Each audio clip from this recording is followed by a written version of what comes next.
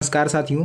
आज की इस वीडियो में हम आपको बताने वाले हैं कि किस प्रकार की ज़मीन आपको नहीं खरीदनी चाहिए, अन्यथा आपका जो पैसा है वो बर्बाद हो सकता है और आप कानूनी झंझटों में भी फंस सकते हो। तो यदि आप एक कॉलेज स्टूडेंट हो या फिर कोई ऐसा व्यक्ति जो अपनी मेहनत की कमाई से घर, मकान, ज़मीन कुछ भी खरीदना चाहता है, तो आज की इस वीडियो को ध्यान से देख लीजिएगा, क्योंकि इस वीडियो में आपको हम पूरा बताएंगे कि किन 5 जगहों पर आपको ज़मीन नहीं लेनी चाहिए, वरना आपको ज़िंदगी भर रोना पड़ सकता है। तो वीडियो को ध्यान से देख लीजिएगा। केवल ये 7 से 8 मिनट की वीडियो होने वाली होगी और आपके लाइफ टाइम की जो इनकम है ये उसको सेव कर सकती है। तो चलिए सबसे पहले अपनी इस वीडियो को स्टार्ट करते हैं।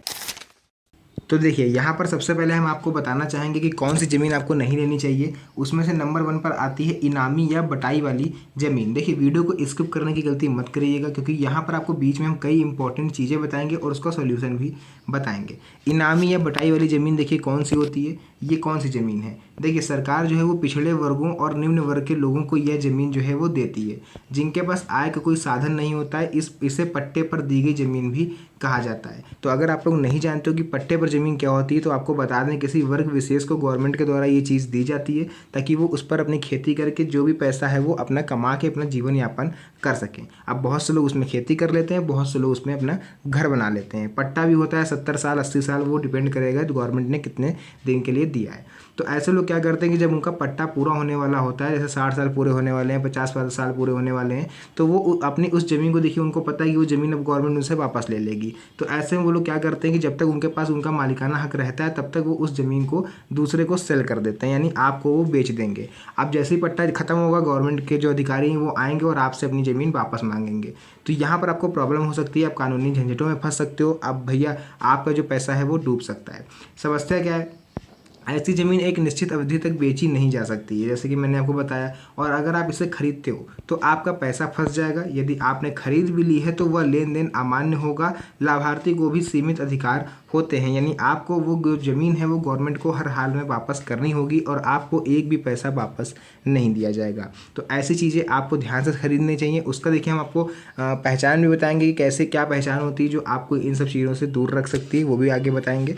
फिलहाल के लिए देखिए, इसका बचाव ये है कि इनामी या पट्टे वाली ज़मीन खरीदने से आपको बचना है। आपको आस पड़ोस पूछताछ करनी है ज़मीन लेने से पहले कि ये ज़मीन किसकी है, किसके नाम पर है, और ये ज़मीन जो है सरकारी तो नहीं है। ये सब चीज़ें आपको आस पड़ोसियों से पता करनी है। उसका देखिए सेकंड आ जाती है वन विभाग की भूमि, या फिर जिसको हम लोग बोलते हैं पर्यावरण क्षेत्र की भूमि। अब ये कौन सी भूमि होती है, देखिए, ये ज़मीन पर्यावरण संतुलन के लिए आरक्षित होती है और वन विभाग के ये अंतर्गत आती है। समस्या ये है कि अगर आप इस ज़मीन की खरीद या फिर बिक्री या फिर निजी निर्माण पर रोक होती है, अगर आप तब भी इसमें खरीदते हो तो आपका पैसा डूबेगा। यह फॉरेस्ट लैंड कहलाती है और इसकी खरीद बिक्री गैर कानूनी होती है।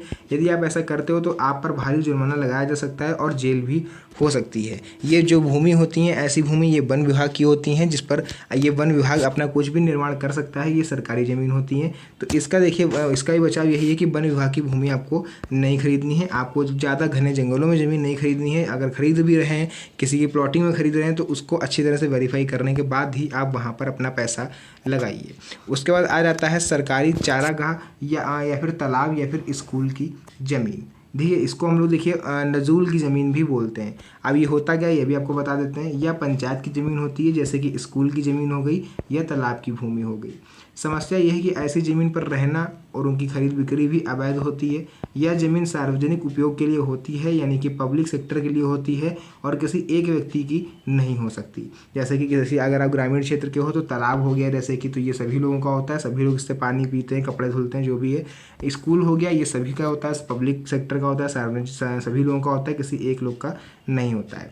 यदि आप प्रधान से मिलकर या किसी अन्य व्यक्ति को पैसे का लालच देकर ऐसी ज़मीनें खरीदते हो तो ये पूरी तरह से अवैध होगा, और अगर आप पकड़े गए तो आपको जुर्माना और जेल दोनों हो सकती है।